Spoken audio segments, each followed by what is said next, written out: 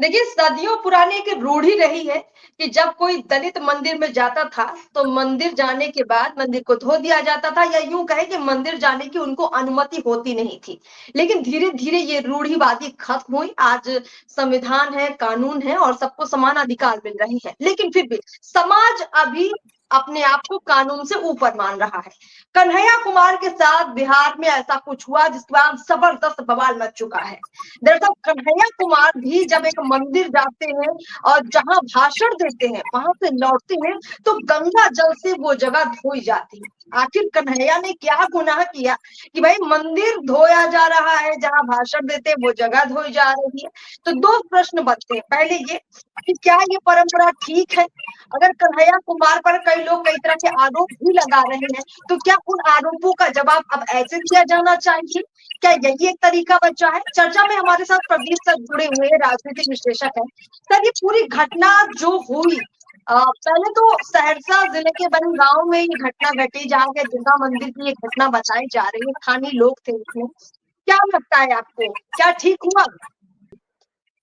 अर्पिता, मैंने पहले कहा कि ये मंदिर धोने वाली बात जो है वो बहुत ही गलत था। हमारे यहाँ नास्तिक को भी जो है, नास्तिक को भी उसको मैंने, ऐसा नहीं है कि भगवान के पास जाने से हम किसी को रोकते नहीं है, नंबर वन। नंबर टू, आपका एक तथ्यात्मक गलत है, ऐतिहासिक तथ्य को, इस प्रकार के तथ्य को कि हिंदू समाज के अंदर दलितों का, आपका कहना है कि दलितों को मंदिर में जाने का अधिकार नहीं था, तो ये नहीं, तथ्यात्मक रूप से बिल्कुल नहीं, प्रदीप जी, ऐसा मैंने बिल्कुल नहीं कहा। मैंने कहा ये रूढ़िवादी थी। रूढ़िवादी सुनिए तो, हमारी वही बात संस्कृति नहीं या था। कल्चर का हिस्सा नहीं है। रूढ़िवादी का मतलब ही हुआ जिसे समाज ने बनाया और लोगों ने अब समय के अनुकूल अपने हिसाब से ढालने के लिए बनाया। इसलिए मैंने रूढ़िवादी पहले ही जोड़ दिया।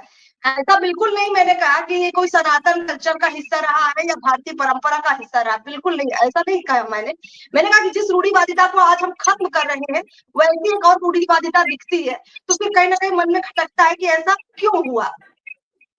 वही बात, मैं चूंकि दर्शकों को कंफ्यूजन हो जाएगा, इसीलिए मैं इस बात को स्पष्ट करना चाहता हूं थोड़ा सा कि देखिए, बिल्कुल। सनातनियों में या हिंदू समाज के अंदर इस प्रकार की रूढ़िवादिता जो आप कह रही है ना, कि जाति के आधार पर मंदिर में जाने से रोका जाता था, ये ऐतिहासिक रूप से ये गलत, झूठ है। ये मेडाइवल पीरियड में हुआ है। कब हुआ है इस बात को समझिए, इसका लोगों को इस पर शोध करना चाहिए। कई उदाहरण हैं, मैं बताऊं आपको।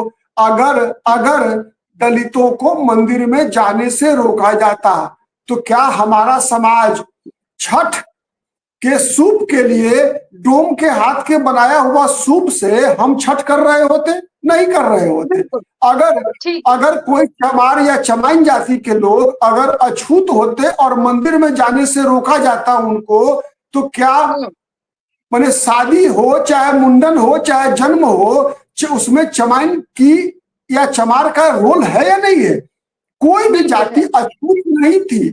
ये अनटचेबिलिटी मुगल पीरियड में शुरुआत हुआ। जब इस्लाम भी हिंदुस्तान में आता है, इस्लाम आया, तो इस्लाम के आने के बाद हमारे समाज के अंदर जो पहले शौचालय घर के अंदर नहीं हुआ करता था, शौचालय का इंतजाम कहाँ हो गया? क्योंकि उनके यहाँ पर्दा प्रथा था, महिलाएं घर से बाहर नहीं जा सकती थी।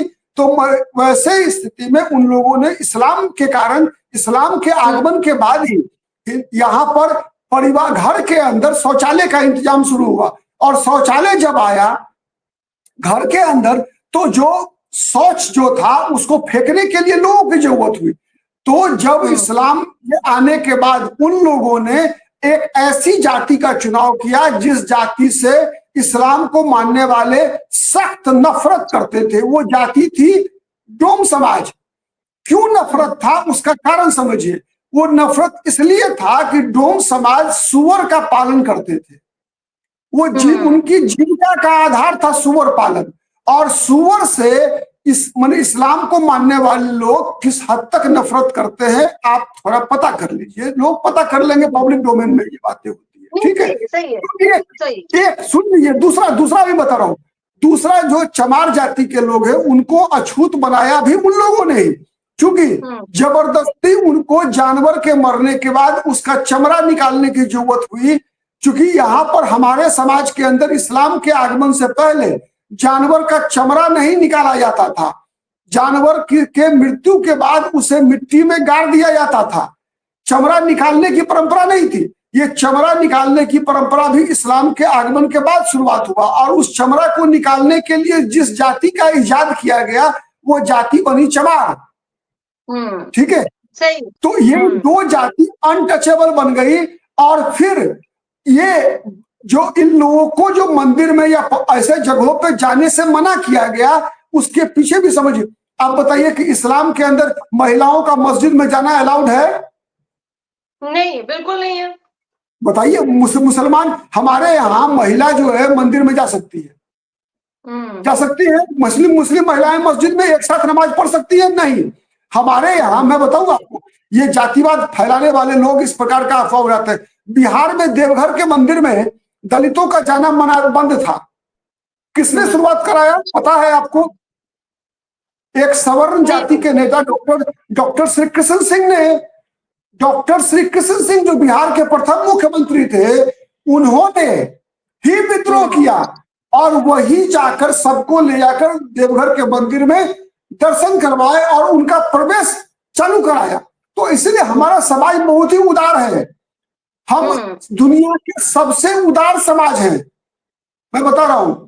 आरोप, चूंकि हम गुलाम रहे वर्षों तक, तो हम पर थोप दिया गया सब कुछ, हमारे माथे पर गलत आरोप लगा दिया गया है। इसीलिए इस बात को इस रूप पर नहीं देखिए। इतिहास शोध मांगता है, रिसर्च मांगता है, तथ्य मांगता है, तर्क मांगता है, थेथराई नहीं होता। ये वामपंथी इतिहासकारों ने, अंग्रेज इतिहासकारों ने, ठीक है, मुगल शासनकाल में इतिहासकारों ने ये जबरदस्ती कुछ बातें डाल दिया हमारे मत्थे पर, और उस कलंक को लेकर हम अपने समाज को रूढ़िवादी कहें, ये उचित नहीं है। हमारा समाज सबसे प्रगतिशील समाज है। दुनिया का सबसे प्रगतिशील समाज अगर कोई है तो वो सनातनी है। थोड़ा शोध करेंगे आने वाले दिनों में, आप देखेंगे ये सभी बातें स्पष्ट होंगी। तो बात हम कन्हैया कुमार की कर रहे थे।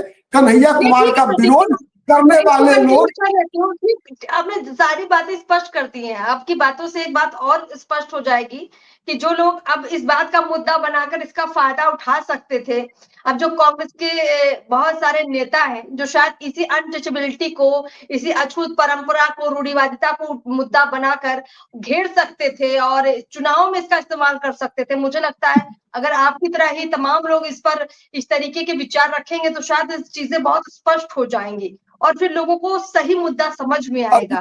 और दर्शकों की जानकारी के लिए एक और चीज जोड़ देना चाहिए इसे। बताइए, जगजीवन राम उप प्रधानमंत्री थे, ठीक है, देश के रहे, उप प्रधानमंत्री भी रहे, केंद्र में लगातार 1952 से लेकर मैंने एक तरह से 80 तक मंत्री रहे भारत सरकार में। अब बताइए, जगजीवन राम के संपूर्णानंद के चित्र पर, मूर्ति पर माला चढ़ाने के बाद संपूर्णानंद की मूर्ति को किसने धोया था? कांग्रेसियों ने धोया था, यही कांग्रेस के लोगों ने धोया था। देखिए, ये सामंतवादी मानसिकता है। जहां कहीं भी लोगों ने होता, चाहे बनगांव का मामला हो, चाहे जीतन राम मांझी के साथ हुआ घटना हो, चाहे जगजीवन राम के साथ हुआ घटना हो, सब के सब गलत है। और ये सभी के सभी सोच डेवलप करती है सामंतवादी सोच से, कि सामंतवादी सोच क्या होता है कि जिसका समाज पर एक बार प्रभाव बन गया वो अपनी ताकत को छोड़ना नहीं चाहता।